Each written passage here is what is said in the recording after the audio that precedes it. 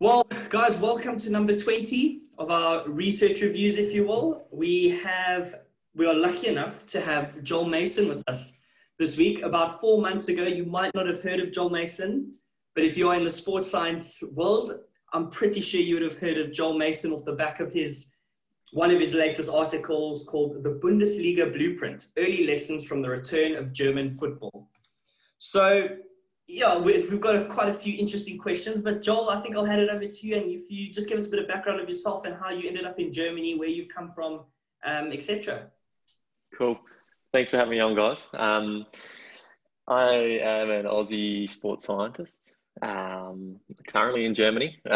That's a long story, but I started off as a track and field athlete. I was a high jumper, and I was okay, but not the best. I had ambitions that were higher than the heights that I was jumping. So naturally, a lot of people are the same in sports science. I think that they're good at sport, they enjoy sport, so they study sport. It just seems like a natural progression. So I was coaching and studying sports science, coaching some sprinters, coaching some jumpers. And I went to Deakin in Melbourne to do my Bachelor of Sports Science. And Deakin is one of the best in the world. It was a really good experience there. Finished my degree and realised that there are no jobs in sports science, even in Australia. I think a lot of people are finding that same thing. So I needed to separate myself from the pack. So I went on and did an honours research year. And then I thought, well, I've got to separate myself from the pack even more. So I went on and did a PhD as well. So I did a PhD at Monash, and that was in looking at the neuromuscular adaptations to strength training and to skill training. So it was quite a technical lab-based PhD. So that was with Dr. Dawson Kitchell, and we used transcranial magnetic stimulation to look at the changes in the brain, the corticospinal pathway, and the muscle site in response to different loadings of training. So that was very lab-based, and I was missing a bit of what I enjoy to do, which is working with athletes and working with people. So it was lucky that I was still coaching while I was doing my PhD, and I was also teaching as well. And I thought that I would hate teaching. I thought that it would be a bit of a chore, but it ended up being really good because you get to interact with like-minded people who are passionate about sport, who are, on the cusp of a great era in sports science, and they're diving into all this information, and they challenge you as a researcher, as a teacher, and all that sort of stuff. So over the last few years, I've worn a lot of hats, and at the moment, I'm currently in Germany. When I was finishing off my PhD, I met a German girl in Australia, and a bit of a fairy tale, fell in love, finished my PhD, packed the bags, and moved over to Germany. And, it's pretty hard to get a job in sports science, even when you do speak the language. So I didn't speak a lot of German, but I was lucky enough to pick up a job at Institute of Sports Science, which is attached to university. So currently, I'm a postdoctoral researcher and sports scientist working in Jena. So yeah, I've worn a lot of hats. I continue to wear a lot of hats, but I think that's sports science in 2020. Nice. Thanks for the intro, Joel. Now, I know on top of your day job, you've started you've had a bit of a side hustle for a while now. Your Trackademic blog. So what gave you the idea? What gave you the drive to start that? And what would you like to talk about for those who don't really know what it is? So I kind of created Trackademic to provide some of the articles that I would have wanted to read when I was an undergraduate student, when I was doing my bachelor. So, it's so easy to get bogged down in all the technical research and lose the why of what we're doing. And I was doing a little bit of that myself, being stuck in the lab and doing some quite mechanistic research. And I thought, well, if I'm getting bogged down in the research, then I'm pretty sure everybody else is too, who's not a sports scientist. So I kind of wanted to provide a narrative that provided evidence, but the evidence that was digestible, consumable, and just get some sports science information to people who may not be in the field of sports science, but are interested in sport. and kind of from an informed perspective. So hopefully I'm a little more informed than a couple of the journalists who, do some sports science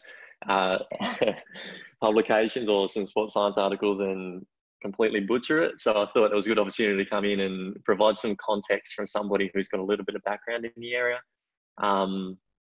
And, of course, I'm an academic, half an academic, but I do get tired of the typical academic publishing model. And I think that a lot of the information is not accessible to people who need it. So the coaches who are working in the trenches every day. So I thought it's a good opportunity to just create a little space where I can curate information that is digestible, consumable, and evidence-based.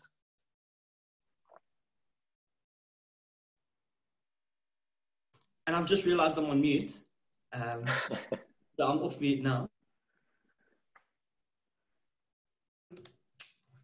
So that's really interesting, with this Trackademic, because I've taken a read through quite a few of those articles, and I think I also didn't do you justice with the introduction. I mean, I jumped straight into your Bundesliga article, which I'm sure you're used to by now. Everyone's jumped on that bandwagon. So, and listening to your background, you've got a fascinating background with deep research roots.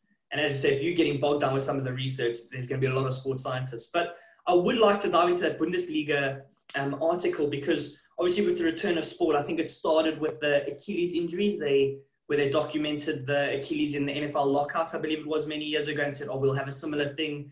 So there's a big interest in the lockout, no sport, back to return to sport. So what made you decide, I want to look at the Bundesliga, I want to look at injury rates, and how were you going to do it? What was your thought process, and how do you say, okay, this is how I'm going to get the data? Because obviously a lot of that data is also, some of it's behind closed doors, so what made you think, I can do this and it could be quite interesting? Yeah, I think it's a matter of right place, right time, and right analysis. So it was just, the stars aligning. I'd written a piece earlier that was about I called it loading under lockdown. And it was about how people can train in lockdown to kind of maintain some sort of specific training and maintain shape, whatever shape is, or fitness, whatever fitness is to that person. And when I was writing this, obviously you look at all the detraining literature and you look at all the 2011 NFL lockout, and you see the evidence of what happens when we have these rapid escalations in load. Whether or not you buy into the acute chronic workload ratio, we won't jump into that today. And I don't think we have enough time. The general principle, of course, is progressive overload. You don't go from 0 to 100 real quick. You don't do that, or you'll end up in a spot of bother. So that became apparent like early in my undergraduate, but this year was a really interesting opportunity to have a look at how that would unfold in that elite sport environment. And the Bundesliga, they were the first major football league to go back. So they were constrained financially. That was their motivation. And they decided that they were going to come back earlier than other countries. And obviously living in Germany, I'm quite interested in Bundesliga, and I had some good access to, number one, some basic German skills, which are finally valuable to me over here. And I think that was a barrier as well, that a lot of the English-speaking media didn't pick up a lot of the Bundesliga stuff just because of the language barrier. So I was kind of hoping to work as a translator, I guess. So I thought, look, I saw this post on the first match day when the Bundesliga returned, and it said in one day there were 8 muscle injuries in 6 games. And I didn't believe it, so I had to look through it. And what they were listing people who had cramp and who were removed. They were listing injuries in warm-up. But then I also found out that some of the companies that collect media data or collect injury data and sell it to teams to provide insights were using this same data. So they were selling insights to professional teams that was just not correct. So these teams are paying for, or you can just pick up the newspaper and read it. So I wanted to come in and kind of rectify what I thought was an issue, that people might be put off by things that they don't need to be put off by, or they might need to be worried about. I just wanted to offer some evidence-based perspective on that. So I decided to manually screen match reports and manually screen media reports. which is the worst thing I've ever done. I had a couple of sleepless nights because a lot in English, but a lot in German too. And my German is not so good. So I did trawl through those reports, and so it's a media-based report. And I looked at the match reports, the official match reports, and I looked through the media reports as well to have a look at time loss. And one of the issues, of course, is the media reporting is an external source. They don't have internal sources that's valid for not for all of the clubs. So that's obviously an issue. But the same method has been published and used by 2 or 3 authors in Bundesliga injury research before. So there's plenty of precedent there. And the same methods used before and after the lockdown. So it was just a matter of collecting the data and putting a story to that data. As for the GPS data that I collected as well, it was freely available publicly on the Bundesliga website. And through their app, they actually update it live throughout. They only give you crude measurements, so distance covered, which doesn't mean a lot, and they give you accelerations or sprints. So they qualify a sprint as over 24 kilometers an hour. So pretty crude sort of things, but some interesting observations kind of fell out of that. No, it's I think you're completely right in the sense it was right place, right time. The whole world of sport were watching in anticipation as to what was going to happen when the first games started back after a kind of quick turnaround, long period off. If you can remember off the top of your head, Joel, what were the main findings of your article? What was the difference between pre and post lockdown? What were the main implications of that period? So the stat that everybody latches onto is just from that first weekend back, and that is that before lockdown there were 0.27 injuries per game, and then after lockdown in the one weekend back there were 0.88 injuries per game. So that's the stat that everybody grabbed and ran with. Went to the media, people were loving it. Whatever, they maybe didn't take the context of it, but it was obviously a very small snapshot. But that was the major takeaway, that people were getting injured. And I didn't break down what type of injuries, whether it was contact injury, soft tissue injury, all that sort of stuff. But I also took a look at the GPS numbers from that week and just compared them to what teams were doing before the break. And teams were able to maintain their physical performance for that first week. So maybe it came at a cost of higher injury, but obviously there's a number of factors that bleed into that as well. So these fitness coaches in the Bundesliga are aware that injuries are probably more likely in that situation. So the removal of players they're probably more cautious with removing players. They probably thought, well, this guy is looking like he's a little bit tired, a little bit sore. Let's pull him out and give him a couple of days off if he feels his hamstring is tight. In a conventional circumstance, he might not do that. So those precautionary removals are up. And of course, the media was interested in it. So maybe the media is reporting more. But at the end of the day, after the rest of the match days, there were 3 distinct periods. I broke it up into periods. And for the first 3 matches, the injury rate was higher. The next 3, so the injury rate was around 0.7 something when you combine those 3 match days, those 3 rounds. And then the next 3 rounds, it dropped. And then the last 3 rounds, it was back at the normal rate. So if you look at the post-lockdown period versus the pre-lockdown period, the total of both, it would say, and if you ran some actual stats on it, the Trackademic doesn't actually do, you would probably find that the injuries were not up. But if you look at the periods within this post-lockdown period, there were periods of heightened injury risk and heightened injury incidence. And of course, that's context dependent. I mean, a coach can take that information and say, well, injuries weren't up. But if they look with a bit of a closer lens, they see that, okay, immediately following the lockdown, there are these injuries happening. We need to take precautions with removal, with substitutions, with our preparation during the week and this sort of stuff. But after the lockdown as well, even some of the best teams were not having the output that they were pre-lockdown. So some teams came out and they were sprinting more and running further. But a couple of good teams, really good teams, are sprinting up to 12% less. 12% is a pretty big drop in sprinting at that top level. And it was a team that was going for a championship tilt until Bayern turned on the gas and absolutely flogged them. But I mean, when you're competing for a championship and you drop sprinting 12%, of course it's reflected by, influenced by tactics, by the type of game it is and possession style and whatever. But it was relative to their own pre-lockdown season, and then they dropped 12%. It's just an interesting sort of dynamic. And the substitution strategies too. So Bayern, as we know, they had a very, very successful post-lockdown period, but they were treating it as though nothing happened. They had a lot of confidence in their team, their conditioning, as you would with Professor Bruce as your head of conditioning. He knows what he's doing. But they only made something like 3.67 substitutions per game when they had the allowance of 5 substitutions. Whereas teams like Leverkusen were using, I think they used 10 halftime substitutions in just 9 games. So they were really aggressive with their strategy.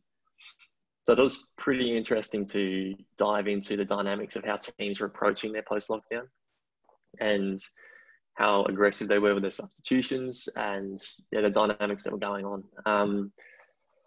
So yeah, a lot to unpack in there. So it's a long blog series on Trackademic, but some really interesting things and things I'm still trying to make sense of myself. Joel, so a little sidebar from my side, something we spoke about. Yeah. Academic Twitter can be probably one of the harshest places in the world.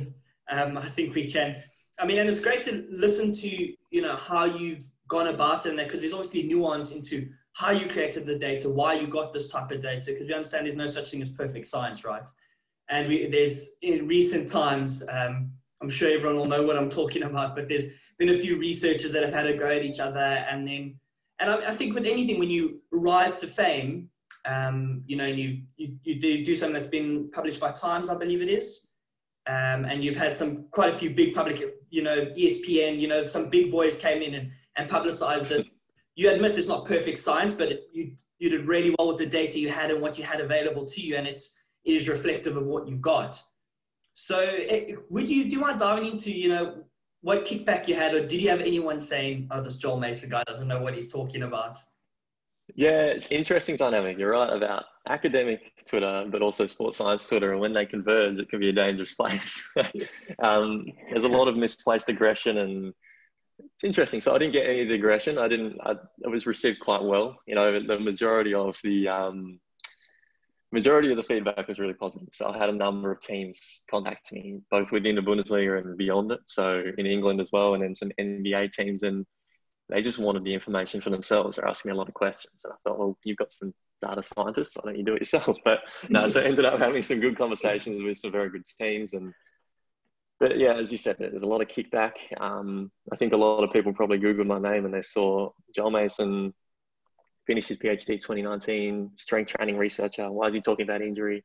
Why are they listening to him? Well, no one else did it. So it was very interesting that I had messages from established academics or established sports scientists, and they asked for my methods, and I was really happy to share it. So I actually ended up having this template response that I would copy and paste and send to people, because so many people were messaging me, and I gave them a full breakdown, and I sent some people some raw data and everything. And the majority of the people who were questioning the methods just did not even reply and say, "Oh, thanks." They just didn't reply, and then a couple of people even subtweeted. I follow them, they don't follow me, whatever. They subtweet and say, "Oh, the Bundesliga data is wrong." But then they cite studies that were talking about training injuries and match injuries combined. And that's not what Trackademic did at all. So I'm not sure of the dynamic there. I didn't buy into it too much. I kind of like to water the flowers and not the weeds, if that's a saying.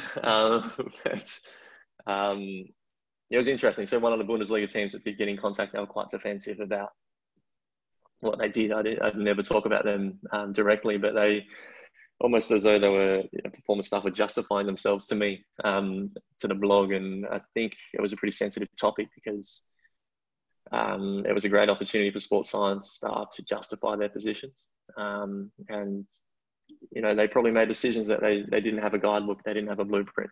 They didn't know whether to stop training completely. They didn't know whether to stop training at high intensity. They didn't know what to do. So some teams maintained intensity, some teams didn't. Some teams got it right, some teams didn't. And yeah, I think that created a lot of in the industry from the practitioners, but then also the academics as well, who saw, you know, Dr. J, he's not using p-values on his blog, it must be wrong. At the end of the day, the blog isn't so much for the sports scientists, it's for the people who are interested in sport. There are going to be plenty of papers that we're going to see about COVID-19 and sports injuries, and there are going to be plenty of analysis, and they're currently sitting on an editor's desk gathering dust. So we'll see those when they come to light. But what I wanted to do is just get this data into the hands of people who can use it. And because Germany were the first ones to come back, England were coming back later, Australian football was coming back later. These people can learn from this data. If I wanted to publish it in an academic journal, probably would have been published in 2021. So, and by then it's just obsolete. It becomes the NFL Achilles data. So, yeah, I'm fine to cop some backlash if I don't do p-values, but that's not the audience I'm going for. It's completely different. And I agree that media-based analyses are not the most perfect thing, but you make do with what you've got, and that's what I did. And it was really useful to 98% of people who contacted me. So I think it's a pretty good ratio. That's awesome, mate. And I think you mentioned, you alluded to it earlier, the fact that you have an academic background meant that the quality of this media-based work was actually really high. And I think we can learn a lot from this as a sports science community. That if you get people like yourself who have the appropriate skills and knowledge, this type of media work, this type of reporting can actually be really, really powerful if you don't get the kind of backlash from the high level academics that will continue to kind of look into your statistics and methodology, and just realize that it's a really nice tool that can be used by a large proportion of those that are interested. So no, well done to you on that. You mentioned in that last piece that no one had a blueprint, and I think that's absolutely right. No one really knew what the situation was going to be after the lockdown period. So in hindsight, and I appreciate the injuries and injury prevention aren't necessarily your area of interest or strong point, but what do you feel could have been done differently? What do you think we could have learned from the early return to sport post lockdown? Yeah, it's funny you say that, because the last two papers that I'm now working on are in injury, risk factors and injury. So it's kind of become an area of mine accidentally, which is fantastic. But yeah, you're right.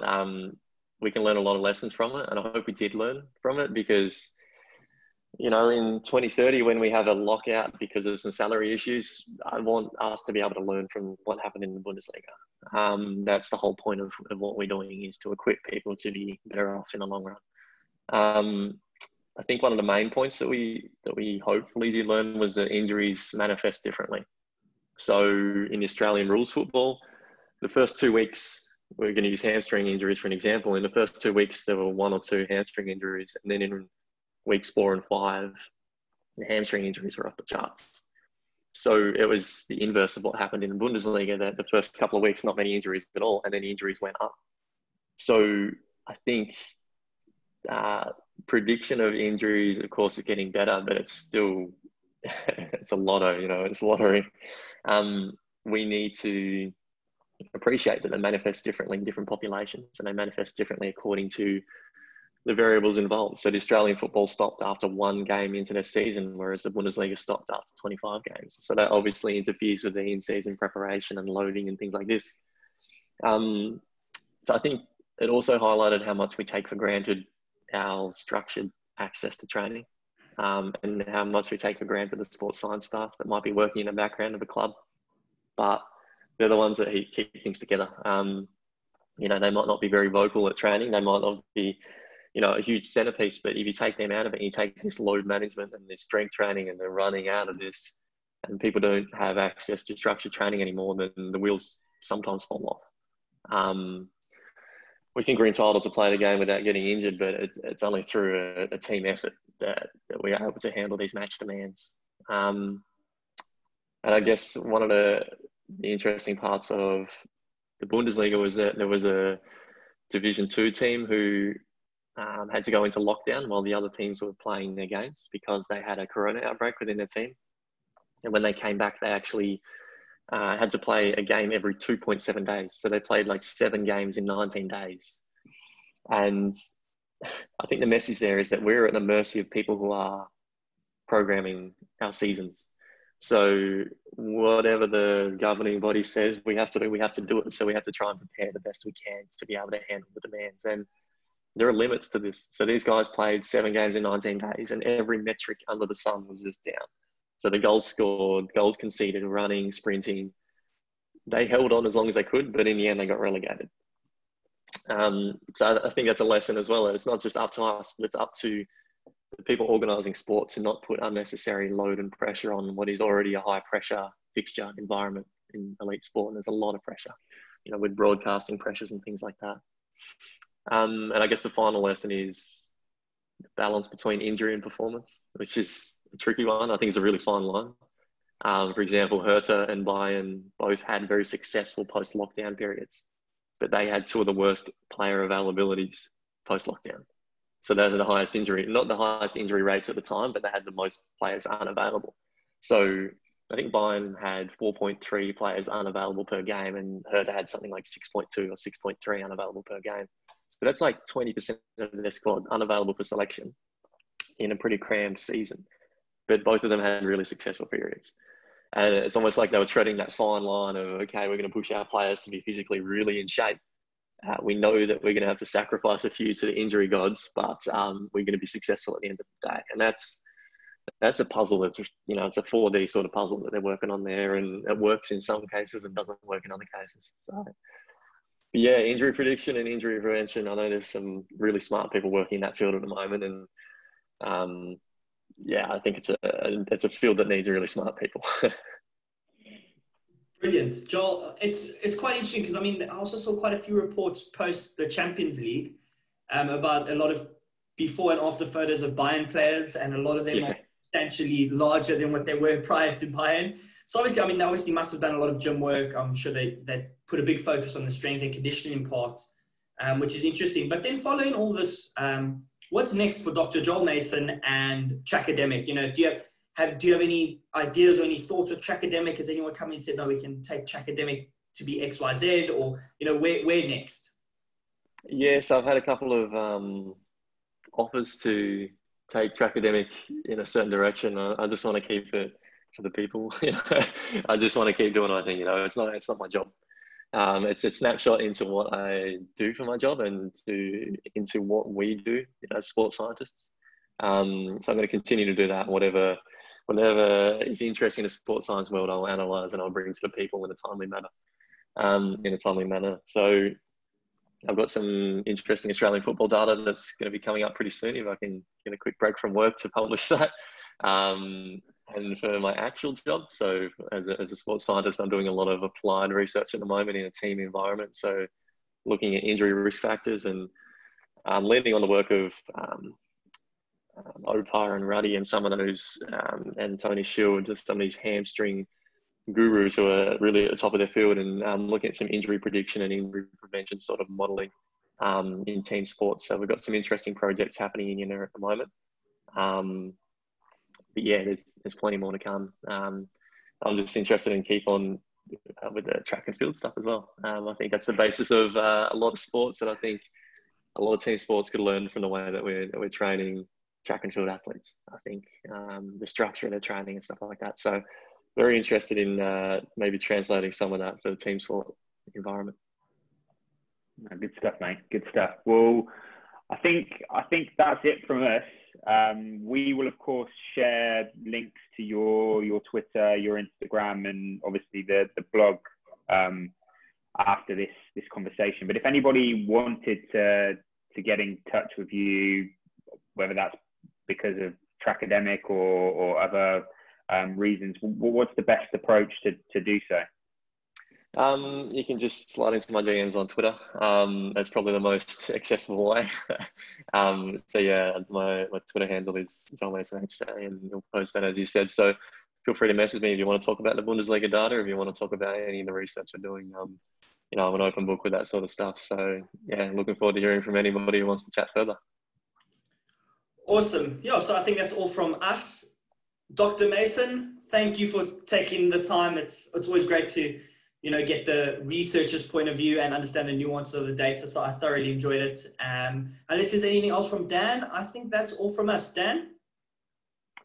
All good, mate. Perfect. All right, guys. Well, have a great week. As always, be safe. And if you have any questions, please let us know. And we'll see you on the other side. Cheers.